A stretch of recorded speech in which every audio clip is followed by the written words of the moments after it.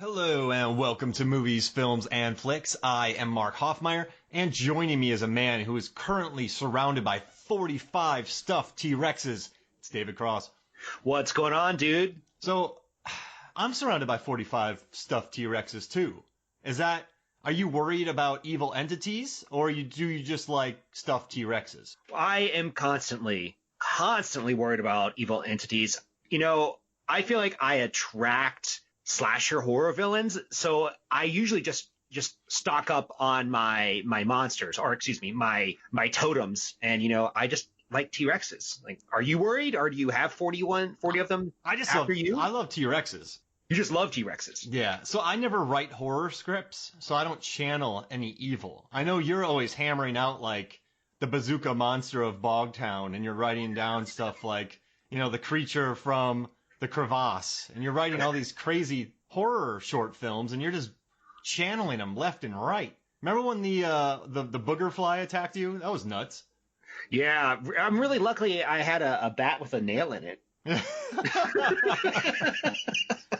Yeah, I saw a video of you. I guess it went viral. You had a T-Rex under one arm, and then you're just swinging with a bat with a nail, just whapping this monster, man. It was impressive. I'm glad it went viral. That's my goal in life. Just get a billion different views, and then I guess step 3 money. I mean, listen, you're writing great scripts. You just keep channeling crazy monsters. Yeah. I mean, joking aside, I write horror fiction. So I do that. Uh-oh. Hey, can you write the Descent 2, but just make it real? Like, not forget the Descent 2 and just write a Descent 2 instead? I could try, but here's the problem with that. What? Descent is a movie I love, and I'm never going to watch it again because I'm so terrified of it. It's that movie. So that's all right. Listen, there's Rosemary's Baby out there. There's Psycho. There are amazing horror films, but Descent's my favorite horror film. It really is, hands down. So, yeah, wait, am I saying it's the best horror film? No. Am I saying it's my favorite? Yes. Yeah. I love it. Have you seen the documentaries about how they make, obviously that's all in studio. They're not spelunking and filming in caves, but the set design and the production design, and they hired actors to play the monsters, and just the urgency and blood and violence. I love Descent. Descent. It's fantastic, but I had nightmares for months, and that is it's one of those horror movies in which I just can't watch again. And if I am going to watch again, it's probably going to be another 5 years before I do it. It's that and Hereditary. They're just too disturbing to me. They hit too many of my nightmare buttons. I love them, but I can't do it again. So if I have to do Descent 2, I'm going to just base it off of my fuzzy memories of the original Descent. And I'm like, I don't know who the main character is. I know it was a woman who survived, so I guess her name's... Well, Juno could have still made it, right? Even though she got stabbed in the leg. Yeah. I got introduced to that movie. My friend Zach, who was just on our favorite horror of the 2010s, really good list. It's gotten universal praise, which has bothered me because that never happens. But he introduced me to the movie, and the way he introduced it was, hey, Mark, I watched this movie, and it scared me so much I peed a little. And so I kind of went, what? And then I watched it, and he kind of wrecked it, because I think he was looking at me during that scene, and I think he was waiting for me to jump. And even though I knew he was waiting for me to jump, I still jumped sky high when you first see that crawler. Oof. Yeah, I mean, I guess that's a movie you're going to have to eventually do on this podcast if we're talking it up that much. That's the problem with it, though, is because... like that movie Goon and Descent, I love them so much. I don't know how to talk about them. This was great, and then, you know what I mean? It would be a gush fest. Does that make sense? I do. I absolutely understand that. I'm trying to think of one I would have a similar reaction to. If I do best Scream. Horror of the two, oh, there we go. That's why I love Scream. I would not be able to make my way through Scream without being like, and this happened here? Oh, fanboy!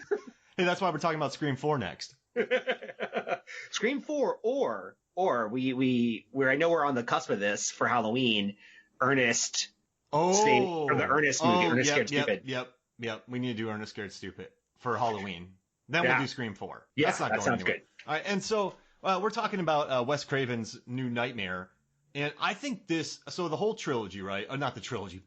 So the whole series, I think this is the second best Nose film. That I like this more than the Dream Master, Dream Warriors, The Dreamcatcher. No, that's that one movie with the eyebrows with Morgan Stephen Freeman. King's movie. Yeah. So I love this movie, but it's also the lowest. I mean, 78% Rotten Tomato score, which is the highest for like the 7th movie in a series ever. Because I've written a lot about horror franchises for Rotten Tomatoes. Mm-hmm. That never happens. The interesting thing though is that it's not unbelievable that it's also adjusted for inflation according to Box Office Mojo. It has made the least amount of money, which makes sense. Oh yeah. I could, this feels like a movie for people who like film and people who like horror, and you have to know those things. And it is honestly a huge deviation from, I guess, the first 6. I mean, that would be 5 sequels. So like it relates most to the first film, but even then, like it's not quite.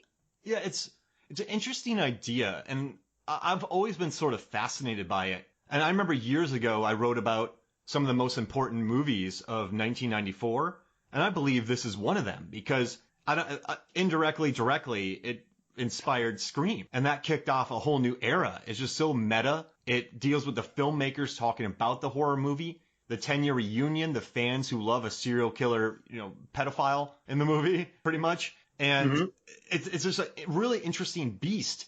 And when we were kind of chatting back and forth, we tried to save everything for the podcast, but you said you were having trouble sort of understanding this movie? Yeah. So I guess we should get this out of the way. I'm a huge fan of Freddy, and of that whole slasher genre. There's Jason, there's Freddy, there's Michael Myers. Freddy is the one that I associate with the most. That he's the one that I dressed up as for Halloween. I remember seeing Freddy's Dead when I was 8 years old, I believe. I could have been younger, at opening weekend at like a midnight show. Wow. My parents, they probably shouldn't have let me do that, to be honest. But I associate with him the most. Wow. But and that's why I wanted to do this film, because I also like Scream. So I was like, this combines like meta fiction. This combines my love for Freddy into one thing. But to get to your question, like, is this a difficult film to digest? Like, I absolutely think it is, because I am never quite sure of what the theme of the movie is. Even after watching director's commentary, I felt like Wes Craven was like, this is the theme, this is the theme. He gave us like 4 different things we can choose from. So I had a hard time getting into it. Yeah, he was being cagey on the director's commentary. Super cagey, yeah. He said some fun, like, I like some of the facts that he dropped about the movie. I thought there was some really neat stuff about the eels. That's kind of a funny story.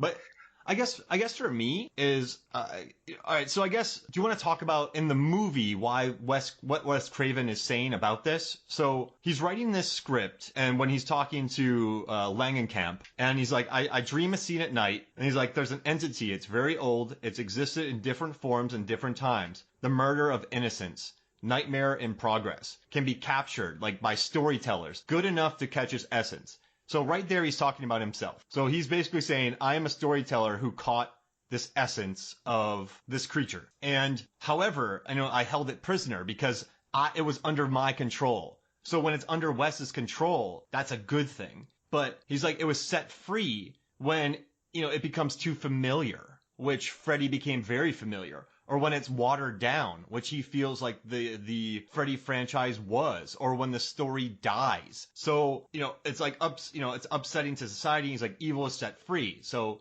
he's like, the current version, it's been held for 10 years in captivity, and the films have ended, the genie's out of the bottle. So it's trying to cross over into reality. So, and then he has to kill her to get out to the real world, and Nancy has to destroy it because she's the original one who defeated it. So I feel like Wes Craven's saying he made it, all these sequels watered it down, now he's here to destroy it. And I would say, to even taking a step farther back, I think his philosophy, and I'm putting words in his mouth, but what I think he was trying to say with this is that if we as a society want to overcome our fears and our nightmares, we have to address them. And you address them by watching them on film. However, the longer that Freddy was around, the less of a nightmare he was, and the more of a pop culture icon he was. And thus, we were no longer confronting our nightmares. We were confronting a whole different thing, and we forgot that Freddy is essentially a terrifying entity. Yeah. Yeah. It took a while. I had to watch the director's comedy to put that together. And then, he's become this kind of joke machine. So in the beginning, he's just horrifying, murderous thing that represents nightmares. And then he becomes like a catchline killer where you cheer for the murder. So it's no longer catharsis, right? It's more about bloodlust. Yeah, he becomes the protagonist of the films, definitely. And I think I felt trapped to that as a kid. I was really excited. I was like, yeah, Freddy's going to kill these things, or he's going to do all these things. I guess we should get into that, though. Like, do we think that's a good or bad thing? Like, I don't want to really rip on the idea of Freddy being this jokester, because he is a jokester, and that's sort of fun to watch. But it also feels like there's two different types of Freddy. There is the serious one from Nightmare 1 and Nightmare 3, and then there is the jokey quipster one from Dream Master going forward, who's no longer really... I don't find him terrifying. I find him humorous. I find him like an entertainer. So I think that's just the way these franchises work. Is, the first one, it's a sadistic and cruel mom. And, Friday the 13th. It's a sadistic, cruel mom who wants revenge. And, you bullied my son and this. And then Jason becomes an unstoppable killing machine and less scary, more about the kills. And so then you have Freddy, who's terrifying, but then he becomes, full of quips. And then you have Michael Myers, who's part of a cult, who's like a cat who drives long distances. So I think the watering down of villains is natural in our like the horror landscape. I think it's just bound to happen when the movies get further, because you can't have Freddy Krueger being the same Freddy Krueger every movie. Does that make sense? Yeah, he has to have a storyline. He has to adapt and change. Yeah, and so and that also made money, and money talks with this. Yeah, that's true. Merchandising. This series like basically caused, or is one of the causes for, is it Freddy vs. Jason to be held back? Because they were like, Wes has a new idea, so we're going to let him do it. Yeah, and I think I'm glad that he got to do it. I'm glad that he got to come back in and make this movie. Even though it wasn't that successful, you look back at it now, and I think it has really interesting things to say about movies. And I also think that, to a certain extent, Rex is Wes as well. I felt like Wes was the one protecting audiences from Freddy. Yeah. And he was the thing, and then they let him loose on audiences, and it became a whole different beast. So I agree with that, but I want to really dig deep into Rex. This is going to be a weird hot take, or I guess for a movie that's 20-something years old, a lukewarm take. Rex is my favorite character. Yeah, man. Nico or Dylan really, they're buds. And when Rex got teared apart and when Rex had those scratches, like, Rex was real to me, man. Rex was putting up a big old fight. And that picture of the teddy bear saving the kid? Like, there's a picture that The Rock was supposed to be in, or Dwayne Johnson was supposed to be in a movie where this teddy bear is defending a child while they slept. That was Rex in 94. Yeah. Like, he's fighting a demonic entity. I love it. When Rex was killed off screen, like, in my mind for like half a second, I had an entire visual of the fight between Freddy and a T-Rex. And I was like, this is the movie I want. Why did you rob this from me, Wes Craven? Put this in the film. Yeah. Rex is so cool, man. And I don't know, when he got tore up, he got fixed. I don't know. Do you think Rex was putting in work, or do you think that was in Dylan's head? I think Rex was putting in work, and that he was drawing energy from Dylan. That's my ship. Like Dylan put up a fight against Freddy through his like mental capability of summoning Rex, and then lost. If you think about it too, this also could think, if you think it's about Wes, right? So this entire movie, the dad ignores that his fingers are cut after dreaming it, then he dies, and then the mom, Heather, she's running around while he's in the hospital. And she doesn't bring him Rex. Like, he wants Rex, and Rex never shows up. So I also felt like that was Wes too. But I just was like, get Rex! Have you ever yelled that during a horror film? Like, go grab the toy stuffed dinosaur right now. No, but I did have that moment of like, I did audibly gasp, like, oh no! And it's crazy because like we're talking, like, this character has lines. It's just a stuffed animal that he like talks about a couple times, and then basically runs across a freeway to get to. Rex, man, I feel. And then Rex got beat up because Dylan wasn't there. Yeah. It was hard.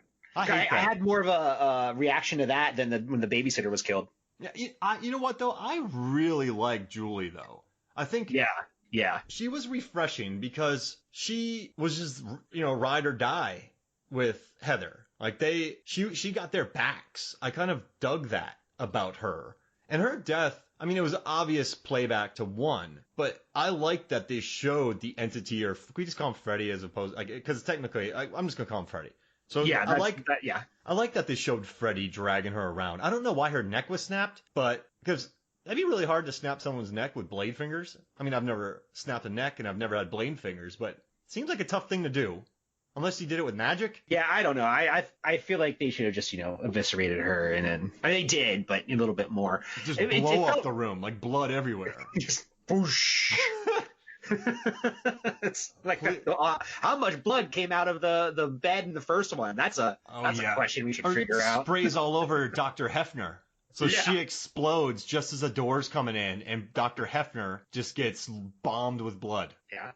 So what question I have for you? I think this is important for this podcast because it's so this movie's so different from the other ones. It's like, what do you think of the entity / Freddy's new look? I hate the leather pants. The leather pants, yeah, they're bad. I'm like, why is he wearing leather pants? I don't know. He looks so new metal. Yeah, I did not like that one bit. And I was just watching The Quick and the Dead. I'm gonna be talking about that on the for an episode soon. I haven't seen that in 20 years. And Sharon Stone has some of the most 90s sunglasses I've ever seen in my life. But no, yeah, okay. I love when he comes out of the closet, right? I love when he rips out of the sheets. I think I like the kind of, his face isn't burnt. It's more kind of torn. I love that. And I love when Freddy comes out of the closet. I think there's fear with that. And I think this one's meaner for sure. But he just wears leather pants and gets defeated very easily. I'm not saying there's anything wrong with leather pants. I just don't know why Freddy's wearing leather pants. Yeah. So to piggyback on that, I like the way he looks, actually. I know a lot of people don't. I do think he looks really terrifying. Yeah. The techno-organic glove, I like the concept. I don't really like the glove. I like the idea of it being like the glove morphing into his hand or his hand growing over it and it just becoming part of him. Not like sort of like robotic, I guess.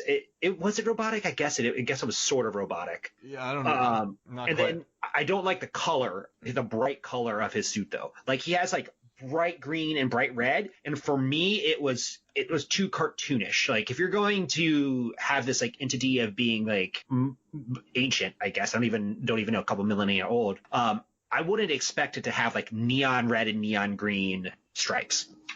All right, so okay, you're a demon. You've been living in. You have to go down water slides to get to your house. You've probably been down there for a very ancient, like long time.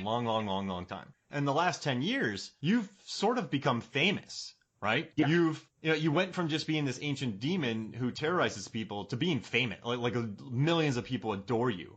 So maybe he just, that got to his brain. Maybe he started wanting to look fancier. Maybe he wanted to look like a rock star. He's like, I've never been a rock star. People have been scared of me. Now they love me. I'm gonna wear leather pants and a trench coat. I'm gonna look awesome, right?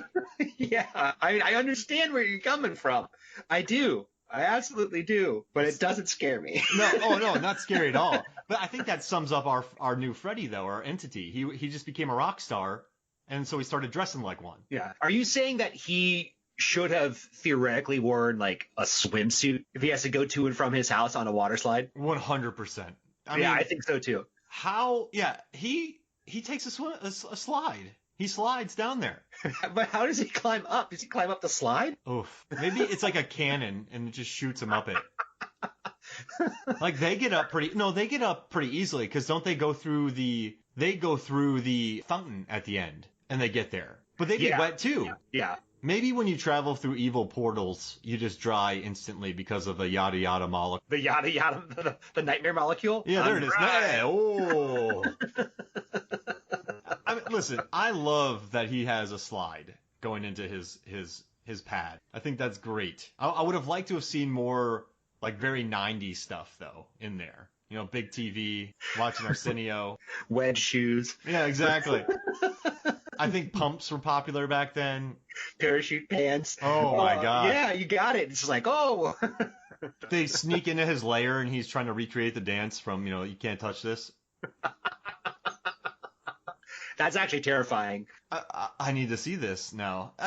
Okay, so you're right. I think he's terrifying for the first, when he pops out, when you first meet him, But then once you get over that, he's not. But I do like the attempt at meanness because, I don't know, my favorite horror films are I mean, I love Sam Raimi, so I can't really. I guess it's a different. It's so comical, but I like movies like The House That Jack Built, or just the violence in it means something. Green Room. Does that make sense? So I feel like the violence in this meant a little something more. If that makes sense to you. It does, specifically because you care about the characters, or the characters have like personality traits. I've been watching the last couple Friday the 13th. Excuse me, not Friday the 13th. Nightmare on Elm Street, because Halloween is coming up, and I bought all of the movies for this podcast. Oh, nice. Heck yeah. It was like $16. I was like, I'm going to buy every movie, whatever. And they all come with commentaries and stuff. Okay. But a trend in these movies is that the characters no longer become interesting. They're just there to be killed, so they don't have three-dimensional lives. In this movie, they have like a three-dimensional life. You know, there's the mother who has a relationship with the father who is killed, with her son, has a mentor figure with the actor from the first movie. It feels more like the real people with real consequences. Like a death scene that I'm going to go back to, I think over and over again, whenever I talk about horror movies, is there's this death scene where I believe a woman is like kissed and just turns to dust.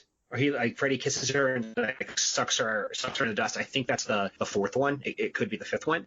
And I remember watching those movies, and I'm just like, I don't care about these people. Yeah. Like I could just fast forward to all of the death scenes, and I'm done. Like I really don't have to pay any attention to the plot. Like we know he's gonna get killed at the end, and that's it. He's gonna go to the next one. But in this one, it feels like someone's dead. It feels like it's more hefty. It's more weighty. And it sort of feels that is like what Craven wanted. He wanted to make that connection of returning to actually scary things and caring about the characters instead of caring about the deaths. Yeah, and if you look at the characters who do die, I mean, it's the two guys in the beginning, but that you learn that later. It's the dad and it's the babysitter. Mm-hmm. So the deaths actually have some gravity to, like they have a meaning to them, which I kind of dug. Now, I do want to say, in the beginning, when they're filming that scene with the arm and the blood, there's no way that that camera lens they have could be zoomed in that far. Those are insert shots that they're shooting. And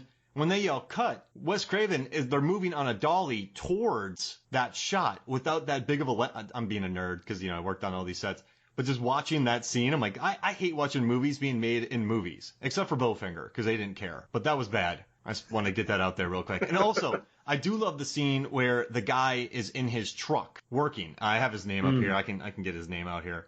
When it's David Newsom, played by Chase, when he's on his truck working, because that's what film sets work like. Everyone just works out of trucks. So seeing that made me happy. And Wes Craven even said that was their set. And a lot of those people in the back were crew members. That's why they actually looked real. And I like that in the Never Sleep Again documentary, David Newsom's like, I do not look like a special effects guy. He's like, they all look like roadies with beards who should be touring with the Rolling Stones. He's like, I'm the least. And that's true, man. You meet these special effects guys and they all just look like, they just got off a Harley after a 35-hour ride. And that's pretty much what I think about them. But yeah, so I just had to get that out there real quick, watching the movies getting made. I just had to say it. Yeah. So I have a question for you here. Yeah. So do you think the Freddy monster entity is the devil or a devil? I feel like this universe sets it up to be more than one. I felt like he was just one to me that just got caught. And I mean, he said that when he was making that speech, it's very old. It's existed in different forms in different times. I don't know. Murder of innocence. I don't think it's powerful enough to be the creature. I guess he could be saying that, hey, that's a good point, man. I didn't even think about that. But I always just thought it was a creature, not the creature. Yeah, I kind of think it's just a creature too. But what throws me off is that in the background there is when they're in his lair, there's on the background there's like two caves and it's like lust and it had some of the 7 deadly sins, and I was like, are they implying he's one of the 7 deadly sins or just as ancient as him? Because he kept slamming her into the lust sign. Who wrote that in English? He wrote that's a good point. Right? He's ancient. Yeah. I mean, didn't Aquinas come up with the concept of this? No, I'm exaggerating. I've been doing research into the 7 deadly sins for a writing project. They're they're more recent than you think.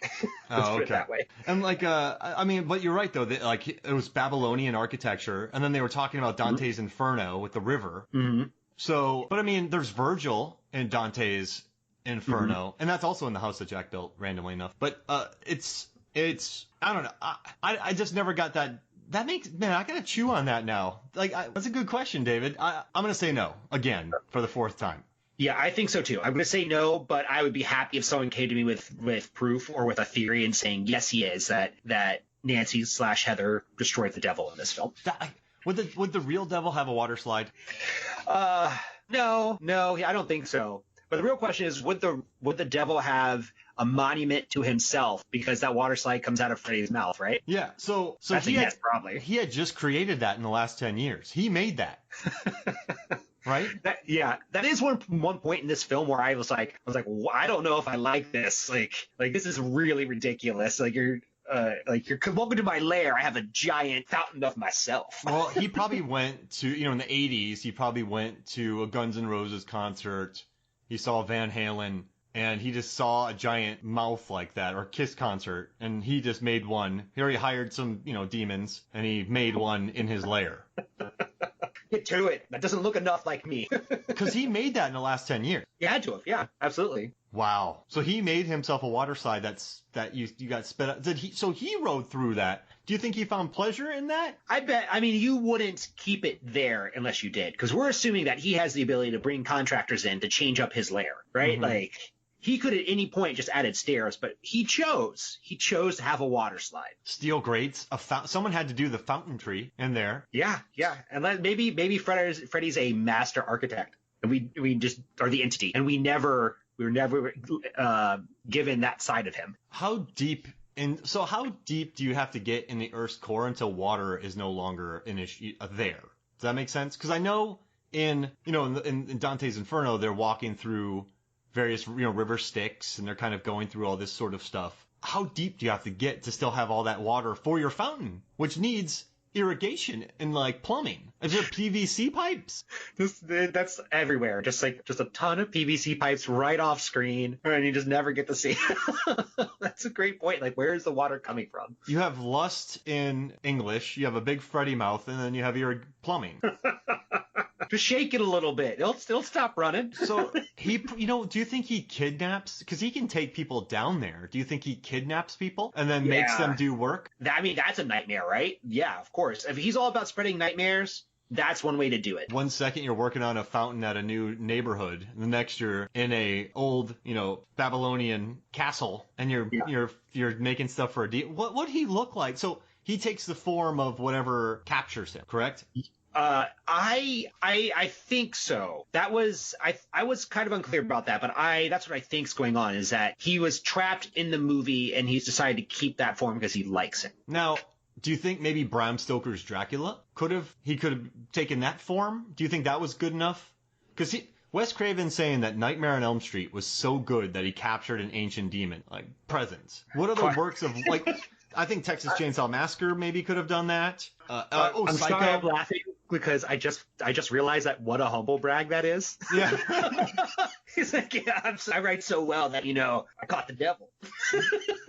He was probably Anthony Perkins for a while, right? Norman Bates. Uh-huh. And then I think he probably became Leatherface for a little while. Leatherface, but then, man, do you think he likes it when he gets captured and then he sees all the bad sequels? He has to, because he knows that his time there is finite. Like, when there are not good sequels, when there are good sequels, he's like, well, I'm going to be here longer now. So I don't know, like...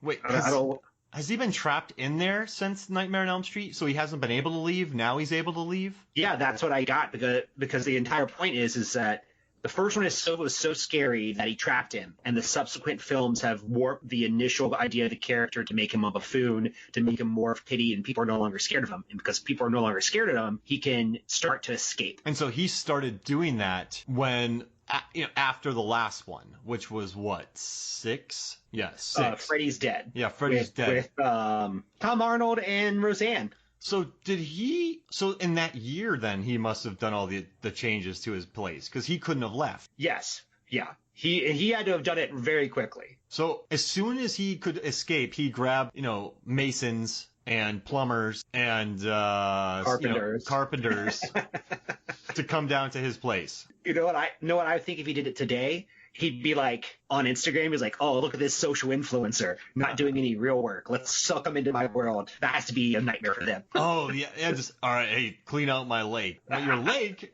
What? It's made of blood. Yeah, get in there. Watch out for the eels. The eels? He has eels in there, which he has to feed. Yeah. So I had another thing I wanted to talk about. Okay. And that is the theme of this movie. And one of the themes of this movie, because again, Wes Craven gave a lot of themes of this film. And I think that's partially why to me, sometimes it feels muddled. And I really do like it, but it's like hard to piece it all together. He was saying that children often know things are ignored by their parents. And I got to thinking about that, and I was like, basically, isn't that always? It's like Yeah. Your kids always know something the parents don't know. And it felt like Dylan was learning a really big lesson in this movie. And that was, 100% of the time, he's going to have to do something his parents don't know how to do. And in the future, that might be, I don't know, fixing their computer. Yeah, he's stuck with it. Set up for a bit. He's stuck with a T-Rex protecting him. The entire time, he's like, guys, this thing's happening. Yeah. And then, if you work special effects, you're never home. Like, that guy was away on set. So you're never around. And if she's an actress, she has a very busy schedule. So he's used to kind of being on his own. Wow, that's interesting. And he will fix her computer. I guarantee. Do you think Heather would be good on computers? Or do you think she's just too frazzled now to even care? Probably not. I mean, I feel like you and I, we're of that generation who grew up mostly having one. Like, I didn't have one until I was older, but like I got it young enough that I knew how to screw around with it very fast. Yeah. But like my parents, they don't know how to do anything on the computer. Like I was like, I'll set up a password for you for your internet, and they're like, oh no, don't do that. And I'm like, you probably should have it. I don't know what to tell you. Wait, she was a teenager when she made Nightmare on Elm Street, so she was probably 27, 28 in this, maybe, right? 30? I think 30 is a baseline, yeah. Oh, so you're still fine. You can still learn all those new technologies, and you got money to buy them all. She could be an early adopter. Yeah. Early, just really get it into those DOS. Yeah. A backslash, run, whatever. Now, a quick question for you. You know what? How about this? Let's take a quick break, and when I come back, I got a really interesting question for you. How's that sound? Sounds great. All right, we'll be right back. Welcome back to Movies, Films, and Flicks. All right, here it is, David. I have a question for you. You ready for this? Yeah, let's do it. Okay, how is Heather going to explain the death of Julie running across a highway, a massive pileup? How the cuts on her arms? So their cops are going to come to talk to her about Julie, and nurses did see a woman on a ceiling. Everyone saw that, right? Yeah, absolutely. So Heather wasn't there, so she won't be found guilty. But she's saying that a madman's attacking her. And then a scene is recreated from the first film where there are witnesses. What is Heather going to say? Because there's no proof of this entity anymore. You bring up a question that I hadn't thought about, and it changes the context of this film for me in some drastic ways. It turns this film from like a hero's journey into a tragedy, because they're coming to take her kid away. Like, she's gonna be like, there's no way she's gonna get out of this because no one's gonna believe her. No, because the kid ran away. She had like a lapse. She's like, I had a lapse in like I had a fugue state. I don't know what I was doing. But yeah, I don't see her getting out of this. Because she ran across the highway. Like, you still caused, like, how many deaths were caused like from cars swerving around her? That semi destroyed something. And maybe she could say she was suffering from, the loss of her husband. Mm-hmm. She didn't really seem to care that much because he was kind of a turd. Now, I can't back that up. But yeah, so she has the scratches. She elbowed the nurse right in the gut. Her babysitter's dead. Her child is frightened out of his mind. There's going to be visits. Even if she keeps the kid the next couple of years, they're going to be visited, right? Yeah, exactly. And that's going to hit the press too. Heather Langenkamp was in a hospital when a woman got ripped around a room. Like, there's blood on the wall. Yeah. They couldn't say she wasn't on the walls because there is blood up on the wall. Not in a splatter pattern either. Yeah. I'm still processing what you asked because I didn't put it together. That's like such a huge plot hole. They're gonna knock on her door very soon. And if they see smoke coming from the bed, that'd be weird too. because at the end they open it up and that happens. I mean, the kid is obviously gonna know, right? He's a sharp little type, but he's gonna be pretty traumatized too. I mean, he lost his dad. He's seen murders. I mean, he saw a woman, his babysitter, get her neck snapped in front of him. Yeah. And then he went down to an ancient temple. That's very confusing. Not just because it's scary, because the architecture doesn't work. So he's gonna be like this. I'm telling you, man, I don't know how she can explain it. Now, you know what? She can say, during the fracas, right, Dylan ran, and I went to chase him, and he was so scared of the nurses and all this stuff they were trying to do to him that he was dizzy because he was tired. He got that shot, so he ran on the highway, and I had to pursue him, right? So she could logically say that, right? Yeah. Yeah, that makes sense. But I don't know. She was there for the death of Julie. I don't know how you can. Hey, what do you know about this? I killed an ancient entity, and but did it after it killed her? She can't say that. That's one I think she can get away with, though. She just like shows up like, did you see it? You see, I was standing right next to you. Yeah. Wes Craven's daughter, who's one of the nurses, by the way. Yep. Yeah, that was funny. And she was the jerky shot in the arm. She tricked the child. So. That's right. Yeah, she wasn't there. It's just there's going to be a lot of press. She can't tell the truth. So she's just going to have to kind of tell lies for the rest of her life. Yeah. I mean, this is going to really wreck with her career as well. And she's a single parent now. Yeah. And the thing is, that guy, her husband, was driving home and he got into a car accident, but he has 5 scratches across his chest. You don't really get those from airbag, or unless he got totally obliterated in the crash. But those cuts were just there for cuts. You know, he flew out of his truck and a bear scratched him. Like, how do they explain those? I don't think they do. I mean, okay. I think the guy just said, like, it was a bad wreck and stuff happens. I got it. I mean, it's glass. Yeah. I don't know. I know we're picking on it here, but I still love the theme of it, where Wes came back to kill it. It just makes me. I mean, I love it. I love that idea. I just don't know how she's going to explain that to police. And I don't know how he had the time to make his face on that wall. Hey, so you had a few more questions, right, about this movie? Yeah, I have a really funny question for you. Okay. Uh-oh. Would you F, marry, kill? We're going to play this game. Oh. And here's your choices. New Coke, New Freddy, New Metal. New who? New Metal. Oh, gosh. All right. Okay. All right. I would F, New Pepsi. New Pepsi, okay. I would marry New Metal, because listen, man, I grew up right around that time, and I had the cargo short, I had the Volcom shirts, I had the trucker hat, and man, people are going to start hating me. So I'll do that, and then I'll kill New Freddy. Yeah, I think you answered that correctly. That's the exact answer I would give as well. Listen, if Evanescence comes on, I'm going to let it go. Like, I'm going to listen to it. Not that my immortal one, but if that Bring Me Up, Can't Stop Now. Wait, I got the song wrong. Bring Me to Life. Back to life. Yeah. Can't stop. Wait, I get that song wrong so bad. Wait. All right, she's like, wake me up. No, wait. No, he says wake me up. He goes, wake me up, right? Wake me up inside? Yeah. Yeah. I can't wake up. Hold me up. I can't wake up. Yeah. I grew up at the same time. Don't get me wrong. I was in the same period. And you know what? Perfect decision. I mean, sometimes I thought a little bit about marrying New Coke a little bit. Yeah. But, ultimately went with New Metal. I mean, I don't like soda. Yeah, that's important. Coffee, I'll drink coffee while listening to New Metal, and I'll get super jacked. So here's another thing. Incubus isn't New Metal, is it? I don't know. I don't classify Incubus as New Metal. I think they're just like metal or rock and roll. All right, good. Yeah, I know. If they were classified as New Metal, I'd be like, oh, I'm feeling bad. I do Incubus at karaoke still. I mean, I like. Oh no, I got them. Wait, no, was 311 New Metal? I feel like 311 was too early for New Metal, and then they transitioned to like pop rock. So with Amber. Oh, that one's good. Who's Lit is New Metal? Because I was in a 90s cover band, and we used to do one of their songs. That one about my cars in the backyard. Picture. Do you want to? No, that's not. No, that's the same band, but different song. Puddle of Mud? I don't know what they are. Okay, I'll choose any genre of music as long as it's not Stained or what's the Alice in Chains. I'll take any. Stained is New Metal. Oh, goodness. Definitely New Metal. Yeah. Oh, no. Alice in Chains is grunge. metal. Yeah. I just can't stand those two bands. I mean, I say this, I'm gonna put this out in the world. I honestly think that oh my God, who did Freak on a Leash? Corn. Corn. I think that album is worth discussing and talking about because they changed music. They literally changed music for a decade with that album.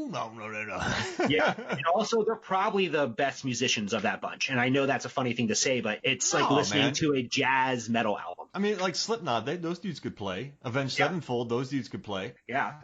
We're going old school here. New metal route. I mean, new Freddie and new metal, they kind of go together. I'm leaving that in too, David. I'm not editing that out. Okay, great. I'm glad the world knows this. All right, so there's some math I wanted to do with this piece, and I want to see how you react to it. Okay. So, there's this talk about, Hansel and Gretel. It's like an ongoing theme, a fairy tale throughout it. And whenever I hear the story about Hansel and Gretel, and I'm like, oh, you're using breadcrumbs to keep a path. And I'm like, well, how far would you go with those breadcrumbs, right?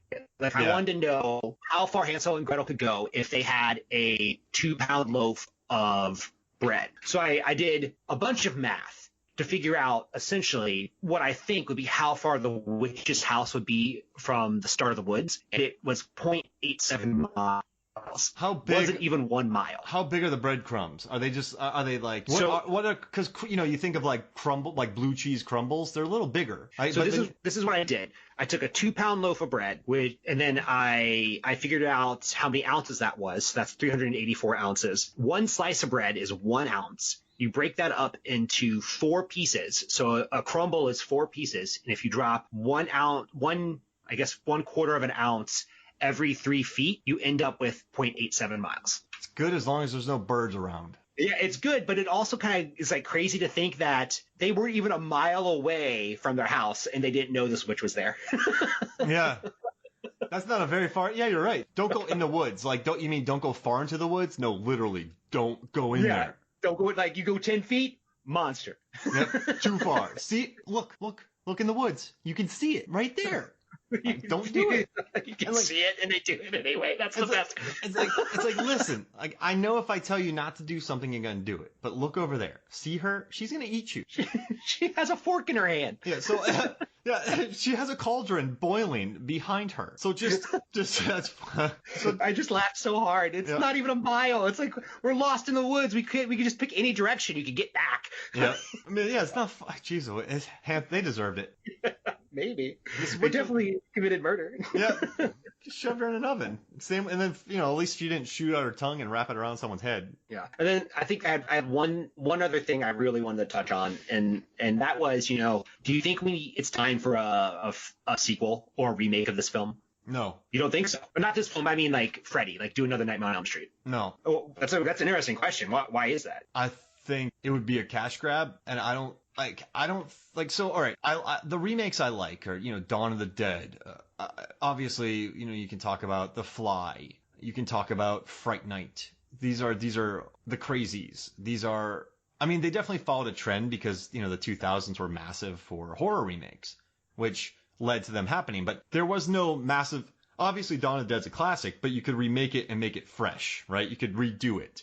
I don't like Fright Night. I really like the idea of moving to Las Vegas. There was a fresh idea on it. There's no fresh take on Freddy because the first one is so bloody and it's so blood explosions and cruel and mean and violent. To do that now would just, I don't know, there would be no mystery. There would be no fun. I mean, that's a good take on it. I really miss a new Freddy film. Like I'm so dying for it. Like as a fan, I was just like, I'll even watch the last one, even though I don't think it's very good, but I'll watch it. But I'm so thirsty for it. You know what I mean? All right. So now thirsty. Now you want some new Coke? Yeah. If they said Ash versus Freddy versus Jason, I'd want it 100%. Yeah, that would be pretty rad. That would never happen. I just don't see it, man. They tried to do it again. They went very serious. Like, if you look at, I don't know, man. I don't think, what can you tell with a new Freddy? I mean, that's a really good point. Like, the thing that makes Freddy scary is that it touches on our nightmares. So it would have to be updated to show what the current generation's nightmares are. It's like, I'm just saying, like, if it touched grown-up adults who are children, it would be automation, it'd be losing their job, it'd be getting older, and hitting more primal elements of fear. I think that's interesting. But if it's just another movie that is like, we're going to kill someone in an interesting way by turning them into a bug and stepping on them, I don't find that interesting. I agree with you. I do think of all the slasher movies, it does lend. I think it could be the most modern because technology doesn't matter. It just gets you in your sleep. So you don't have to worry about cell phones coverage or modern day technology. You're asleep, you're his. So I think that works. I just don't know a new story. I mean, maybe if they brought Robert Englund back for one more and they hired, I don't know, the guy who directed Black Coat's Daughter. Just don't stop there. Go J. Abrams.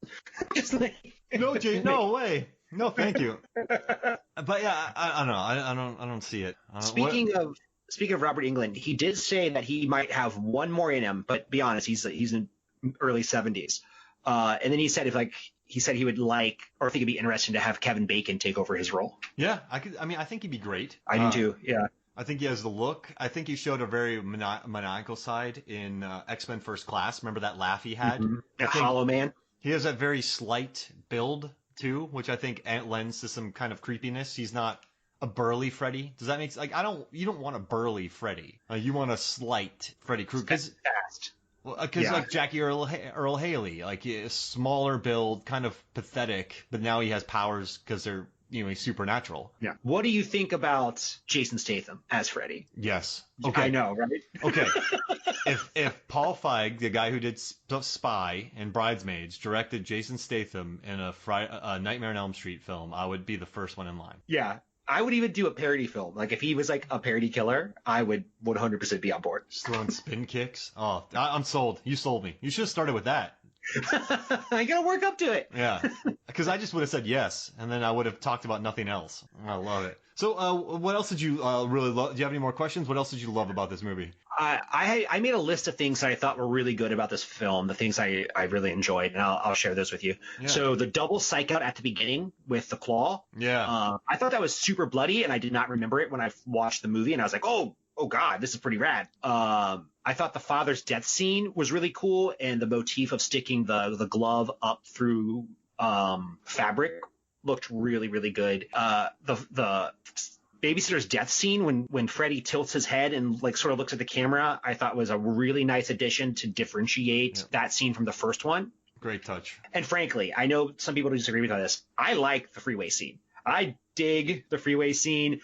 I got so hyped for the Army of Freddys, but then immediately I was like, where are they? I want more Army of Freddys because it's a half-second scene. Yeah, remember when he said that they got a bunch of their crew to play them and anybody they could get to be the extra Freddys? Yeah. It's like, you over there, put a mask on.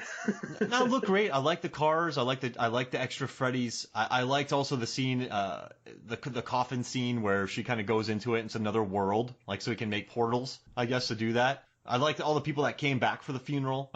No, I mean, I dig it, but I did write in all caps. I hate the leather pants. I have in all caps. I also wrote gangster shot upside down when he's ripping poor Julie apart. But no, man, I dug it. I like this movie. And I'm glad you suggested this, right? Yeah, I did because we are going to do Scream, but I thought it would be, if we're going to do something with a meta narrative, I thought we should here, like because this isn't the first meta movie to be done. Like, I think that's like, it's the Daughter of Dracula is probably the first. There's probably one before that. But this, for modern audience, is probably the one that, like, I think kickstarted it and led to Scream. And Scream's like the pinnacle of it, the big one. And that's sort of unfortunate because this film gets overlooked a lot for Scream. And don't get me wrong, I understand the benefit of Scream is that you don't need to see another movie and it doesn't have 6 previous sequels to it to understand. But I do feel like this is an overlooked movie, and horror fans should really check it out. So I was explaining this to Megan, my wife, and she just, as I broke it down to her, she goes, that sounds really cool. It's a cool concept. And I think, Roger Ebert made a comment about how only fans of Fangoria and this franchise would like it. But I think fans who maybe watched the first one, then this, would really dig it. You don't have to be a fan of 2 through 6. You could probably watch 1 and 7, and I think they would really like it. Yeah, exactly. Yeah, I mean, you do have, it is still a sequel of sorts, but I do think if you can get away with it. No, I love it. And then I also like that they retconned her dying, so that made me happy laying in camp. In the third one? Yeah, they retconned that because technically she's still. Oh yeah, that's right. The third one when she's the intern and she acts like she's a doctor, and I'm like, have you ever seen an intern boss someone around? Oh, dude, that movie, jeez Louise. Oh well, this was fun, dude. Thank you for joining me. Yeah. Are you ready to move on to the game? Yeah, the game. Yeah, let's do it. Oh yeah. All right, so our game, we established a very weird game, and basically what it is we're real estate agents, and we are trying to sell a horror lair to a prospective buyer, correct? Yes. Okay, so we are picking properties that we think we could sell. Yeah, villain-ish lairs, I would say. Got it. All right, so I kind of cheated a little bit here. Can I go with my first one? Yeah, absolutely. All right, so I picked Carrie's house because it just sinks into the ground. And so you're just like, well, you know, a woman who was possessed did live here, but like the house is gone. Like we can just build on top of it. We'll put some concrete down. You're fine. Like it won't haunt you. Like, you know what I mean? It's a plot of land. Yeah. It's fine. Like, that's good. I get that. You know, you don't have to start over. Yeah, it's like, you know, I wouldn't want to live in that house after what went down, but since it's not there anymore, put some concrete in, make sure there's no sinkhole, like maybe drill down 100 feet to make sure it really doesn't go to hell. And then if it's fine, build a nice barrier, make sure that like nothing's underneath it. Boom, new house. So for mine, I took the concept of the house exists whether it was destroyed in the movie or not. So it's just the house or the lair. Got it. And my number one is The House from the People Under the Stairs. Oh, goodness. That's a big one. Also a Wes Craven movie. But here's my thing. It just looks like a normal house. But if you were trying to sell this house, you could be like, we're in a great neighborhood, great schools, and the house itself has a bunch of secret rooms. And who doesn't love secret rooms? Yeah, I mean, it has a secret house. Like, man, I wouldn't, man. Gosh, I would have to cover up those rooms. Do you think there are people who would love those secret rooms? Oh, I 100% know there'd be people who would buy that house just so they could be like going through the crazy stuff. Oh man, yeah, that house had so many secret rooms and pretty good neighborhood, right? Yeah, I mean it has to be a pretty good neighborhood. Like the whole film's idea is like, yeah, like they live in a cool place and they have a bunch of money.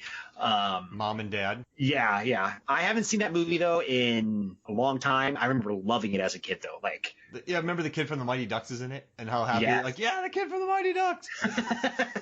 Newt. Yeah. I can't remember his name. I loved it. All right, I got a good one for you here. So in the Friday the 13th remake or reboot or requel that came out, in that movie, Jason lived in a cabin in the woods, but he also had a massive tunnel system, and apparently, like right next to him are mansions. So I remember those teenagers, the college kids that go to that massive house. Yeah. His house is close to that, so you could walk there. And there's also massive marijuana farms, which he crops. So like you could just knock it down, fill in the tunnels, and build a McMansion right there. I like how this also, like him having that shack, also theorizes that he was selling weed to all the suburban soccer moms. He was. He had to have been. He was spending money. He was eating. He was building things. He definitely. I think he maybe bartered marijuana to people. But yeah, if you stole it, he killed that guy that stole it, and then he killed those other people that went looking for it. He's just a drug. He's a drug dealer who kills people who takes his stash. But once he's gone, you have a nice place. You knock it down, build a nice house, build a nice driveway to the water. You're set. Yeah. Okay. My number 2 is The House from 13 Ghosts. Oh yeah. There's no way we could create this list without having that house on there because it is so freaking insane. Like you have different looking rooms. It moves around. It is a architectural marvel. I almost put this on here, but I knew you'd do it. Sorry. Of course you knew I would do it because I love the movie. The downside though is that like you could see everything. Like you're having a hard time like you bring someone over, it's like, can you just go downstairs and look the other way? You'd have to hang a lot of drapes. Exactly. So many drapes. All right, you want to hear a random one? Yeah. All right, so the Blair Witch Cabin. Oh, I looked at that one, but I didn't pick it because I wasn't sure about any other information on it. I think you could just sell it to some weirdo. Like, hey, I'm selling the Blair Witch Cabin. Who come buy it? You know someone would come buy it. It's a fixer-upper. Yeah. You know, and that's okay, though. Like, you get it cheap, you fix it up, you turn it into a bed and breakfast, a Blair Witch bed and breakfast. Oh, man, people have to hike to it, and they can stay the night, and you get a reservation. Yeah. I mean, I feel like we have figured out our next move. Yeah. Yeah. So, I mean, you know, you have to book a few months in advance. There's only one extra room. You have to sleep in the basement, which is terrifying. But it's a nice, you know, you don't have to sleep outside. Or you can camp outside the house and people will bring the food to you. Yeah, I think that would be fun. All right. What's your next one? Okay, number 3. This is sort of out of left field. Maybe it doesn't quite fit our criteria. The house from 10 Cloverfield Lane. Oh, man, that's a great house. Yeah, and the idea is it's like, you know, preppers are out there, so you're like, this house comes with a fully stocked bunker that you can stay in when the end times come. You should buy it right now. The only problem is we have vats of acid with someone in it. Yeah, that's true. And she escapes through the vent at the end, right? Could that be a flaw? Yes. Maybe you wouldn't don't bring that. Realtors never bring that up. Yeah. No, they don't want to tell you the bad things. They're like, well, this is actually in, you know, the super nice neighborhood, even though it's like 5 blocks away. Like, I mean, yeah, he had a lot of books. They had stuff to do down there. Yeah. I'm buying if there's end times. Yeah, I think that is a nice one. Like, that's one I would consider doing too. So nowadays, I would definitely buy the Bates Motel because, you know, there's so many people, and I would add an event space. See, the thing is, so many people want to, you know, they're staying in the cities. They're like, oh, I don't want all this corporate stuff. I would really make it a boutique hotel. Does that make sense? Like, I would do something different with it. I would offer, you know, like nice weddings in the event space. I would make it very rustic, I think. I would definitely add, you need some food there for sure. So maybe have a chef cook in the kitchen and people can order food or just light eats. But I think I could make it a very homey place. I mean, 20 rooms, B&B, perfect. Yeah, and you would need like a couple activities, but you know that there's enough space to do it. And there's a pond nearby that you could probably canoe in. Yeah. All right, you're selling me on this. That's a good one. I think that is primo real estate. All right, what's your next one? Okay. The mansion / mausoleum from the Phantasm. Oh. And the only reason I'm picking this one is because it is huge and looks awesome. It looks awesome. Yeah. I mean, I think there's a downside to being like, this is rad mansion, but it is also a mausoleum. So, like, I think you might have a hard time selling that one unless you're doing it to, like, Nick Cage or Rob Zombie. Yeah, Nick Cage in his heyday, Russell Crowe when he's drunk. Maybe Johnny Depp. Yeah, that's about it. Yeah, that's about it. So it's going to be on the market for a while. Yeah, we'd have to hold on to it and wait for a whale to come along. And my last one is the Dakota in Rosemary's Baby because it'd be so easy to sell because everyone seems so normal. Yeah, and I'm sure it's also primo real estate too. I mean, beautiful real estate. Well, listen, there might be some Satan worshipers here, but they're white collar Satan worshipers. They won't bother you. They're just going for other people, so don't worry about it. Like, don't sell. Just if they come to you, don't sell your soul. All right, don't offer anything in exchange. Don't take any cookies or tea. Don't drink anything they bring you. But if you just keep to yourself, you'll be fine. You have a great view of Central Park. What do you think? I think that is top tier. That is going to make our list of 5 easy. All right, what's your last one? Okay, my last one. I think this one everyone knows is going to be on this list. The shack from Evil Dead. Oh, yeah, of course. And my idea behind it is you can just turn it into a hunting lodge. Yep, that's it. And then there you go. It's probably a hunting lodge before all the murders happen. Just keep it bare bones. Everyone has to bring their own food, all their own bags, set it up all nice. You got a great shack. Yeah. It does need a little work. Let's not kid ourselves. But it's, you know, if you want to get away, you want to write your album, there you go. You'd probably have to knock it down. Could you bring it down to the studs and build it back up? I mean, it's already kind of shaky looking, so probably. But if you got the money, you should be all right. Yeah. I think you can do it. Just gotta hope the bridge isn't destroyed. It's always destroyed every time. Yeah, so it's gonna be. Never mind. All right, you wanna pick? What do you think? 3 that we can sell, 5 that we can sell. What do you want to do? That's a good question. 4. Let's go with the top 4 that as our Mark and David Realty LLX or LLC can sell. Oh, I like LLX. That sounds dangerous. Yes, and honestly, my number one is Rosemary's Baby's place. Oh, There's yeah. no way we couldn't sell that. Yeah, we'd move that quickly. Yeah, that'd feed us for the next year. I think we should do Phantasm because I love the idea of just trying to like sell it to a whale. Use the Rosemary's Baby's money to just sit on the Phantasm. Okay, no, I like that. That's good. So I am stuck between. So I think the Bates Motel turning into a bed and breakfast and like outdoor camp area would be a lot of fun. Oh, honestly. Yeah, and I was thinking about that or there. You know what? No, I think I'm going with Bates Motel. Definitely Bates Motel. I want to pick your people under the stairs because I think that's perfect, but that house would scare the living crap out of me. So as a realtor, I would not go there. Yeah. I'd want to sell the 10 Cloverfield Lane because I feel like in Doomsday prepping, there's already a great Doomsday prep down there. Yeah, it comes fully stocked. I mean, we could sell it. Loaded. I just, if you really want House Under the Stairs, we can go with it, but I'm not going there. You got to go over there yourself. So I think the 10 Cloverfield Lane house is more interesting. I think the People Under the Stairs house is more traditional. Yeah. And if I want a challenge, it's that 10 Cloverfield Lane. Yeah. I mean, we already got Phantasm stuck. We don't want because we'll move the Dakota fast. The Bates will be a project, but I think we'll do well. I think we could move 10 Cloverfield Lane in a decent amount of time. Yep. Not as fast as People Under the Stairs, but then we'd be stuck with Phantasm. So what would we make more of a profit off of? Because we're going to be suffering from the Phantasm here. Dakota. Yeah, the Dakota's the one that's going to bankroll us. It has to be. Yeah, all right. But I like the gamble. Yeah, the Bates we are going to have to make up. I think the other ones we won't have to. The Bates is where we're going to have to do a little creative marketing. Like, look at this event space. You can have your retreat here and learn how to throw axes, but not at people. Wink, wink. We do not dress up as our mothers and stab people.